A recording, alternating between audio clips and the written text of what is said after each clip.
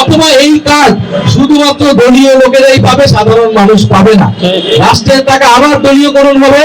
যদি ন্যায়ের পক্ষে চলে যান তবে জনগণের বিপক্ষে আপনারা চলে যাবেন। যে এবারের নির্বাচনে কিন্তু প্রত্যেকটা নাগরিকের 2টি করে ভোট থাকবে।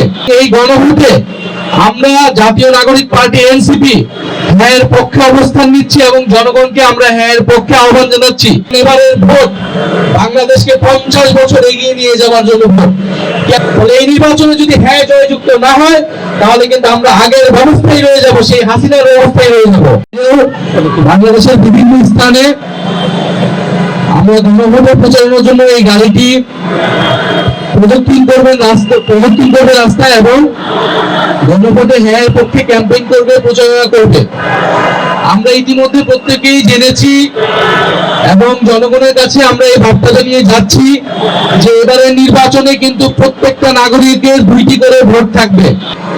ফ্যাসিবাদ বিরোধী রাজনৈতিক দলগুলো নানান আলোচনা, সমালোচনা, তর্ক বিতর্কের মাধ্যমে জুলাই সনদ প্রণয়ন করেছিলাম। সেই জুলাই সনদের উপরে এই গণভোট অনুষ্ঠিত হচ্ছে এবং এই গণভোটে আমরা জাতীয় নাগরিক পার্টি এনসিপি হ্যাঁর পক্ষে অবস্থান নিচ্ছি এবং জনগণকে আমরা হ্যাঁর পক্ষে আহ্বান জানাচ্ছি। আমরা বলছি যদি আমাদেরকে পছন্দ না হয়, যদি আমাদেরকে ভোট আপনারা নাও দেন, কিন্তু অ্যাটলিস্ট হ্যাঁর পক্ষে আপনারা ভোট দিবেন। দল মত নির্বিশেষে আমাদের প্রত্যেকের দায়িত্ব এই হ্যাঁর পক্ষে ভোট দেওয়া। কারণ হ্যাঁর পক্ষে ভোট দিলে সংস্কার প্রক্রিয়া আগাবে, জুলাই সনদ বাস্তবায়ন হবে। গণ অভ্যুত্থানের পরে আমরা যেই ফ্যাসিবাদী স্বৈরতান্ত্রিক ব্যবস্থা সিস্টেমের পরিবর্তন করতে চেয়েছিলাম সেটা কিছুটা হলেও পরিবর্তন হবে। আর যদি না জয়যুক্ত হয় তাহলে আসলে আগের ব্যবস্থাতেই থেকে যাবে এবং কোনো ধরনের পরিবর্তনই হবে না এবং গণ অভ্যুত্থান আসলে সম্পূর্ণভাবেই ব্যর্থ হবে। শুধুমাত্র সরকার পরিবর্তন হবে। একটা সরকার গিয়েছে, একটা দল গিয়েছে, হয়তো ভোটের মাধ্যমে আরেকটা দল আসবে, কিন্তু আগের সিস্টেমে, আগের পদ্ধতিতেই কিন্তু তারা দেশ চালাবে। ফলে সবচেয়ে ভালো মানুষটাকে যদি সরকারে বসানো হয় তাহলে সে দেশের কোনো পরিবর্তন করতে পারবে না।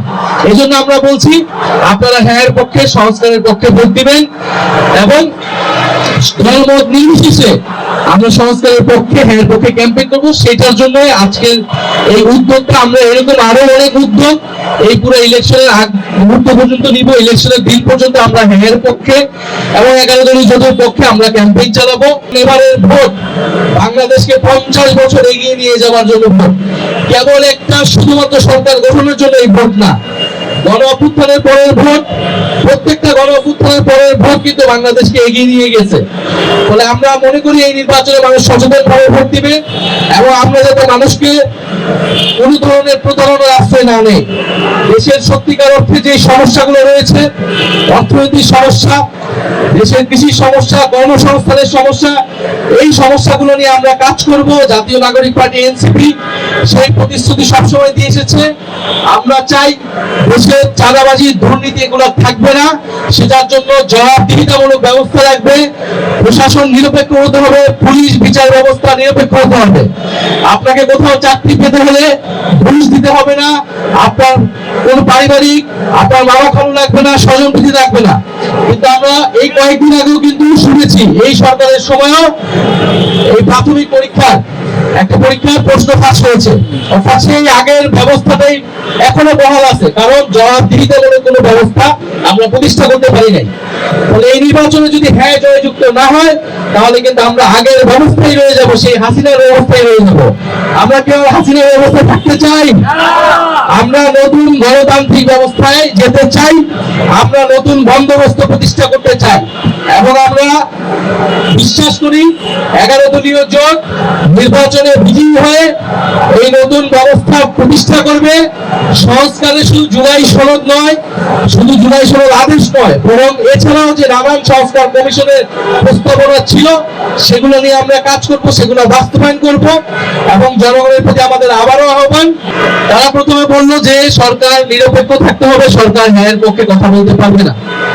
এই বিশেষ দলই যখন সংস্কার কমিশন হয়েছিল তখন তারা বলেছিল এই সরকার কেন সংস্কার করবে, গণ অভ্যুত্থানের পরে কোনো সংস্কারেরই প্রয়োজন নাই তারা বলেছিল।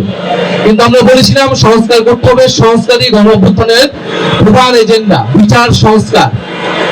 ফলে এখন তারা ন্যায়ের পক্ষে পরোক্ষভাবে বলার চেষ্টা করছেন আমরা বলবো এই ভুলটি করার চেষ্টা করবেন না। যদি ন্যায়ের পক্ষে চলে যান তবে জনগণের বিপক্ষে আপনারা চলে যাবেন, এবং ন্যায়ের পক্ষে যারা থাকবে তারা নির্বাচনে জয়ী হতে পারবে না বলে আমরা বিশ্বাস করি। হ্যাঁ, আপনাকে নির্বাচনে জয়ী হতে হলে অবশ্যই হ্যাঁর পক্ষে থাকতে হবে, সংস্কারের পক্ষে থাকতে হবে, এবং যারা ন্যায়ের পক্ষে থাকতে চায়, ন্যায়ের পক্ষে ক্যাম্পেইন করতেছে, তারা আসলে কি বার্তা দিতে চায় এটা আমাদের কাছে স্পষ্ট না। আমরা বলেছিলাম দেশে কথা বলার অধিকার লাগবে, জবাবদিহিতামূলক একটা ব্যবস্থা লাগবে, গণতন্ত্র প্রতিষ্ঠা করা লাগবে, এবং আমাদের অর্থনীতিকে সচল করা লাগবে। তারা এখন বিভিন্ন কার্ড দেওয়ার কথা বলতেছে, তারা ফ্যামিলি কার্ড দিবে, কৃষক কার্ড দিবে, কিন্তু এই কার্ডের বিনিময়ে যে তারা টাকা দেবে, এই টাকাটা কোথেকে আসবে সেটা কিন্তু তারা বলতেছে না।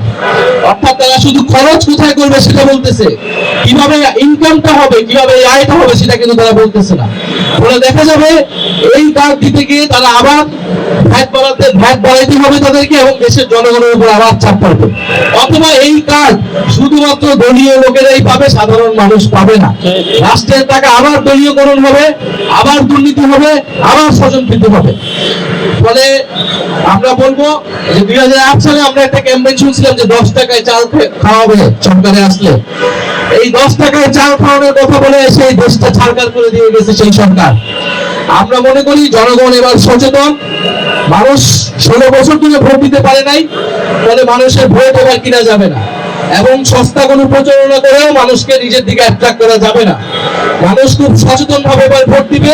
দেশের নাম্বার 1 ট্রেডিং অ্যাপ ইউএফটি ফার্স্টে পাচ্ছেন ট্রেডিং এর সব সুবিধা, dual exchange access, company analysis, portfolio তৈরি করা সহ আরো অনেক ইউনিক ফিচারের সাথে ট্রেড করতে ডাউনলোড করুন এক্ষুনি।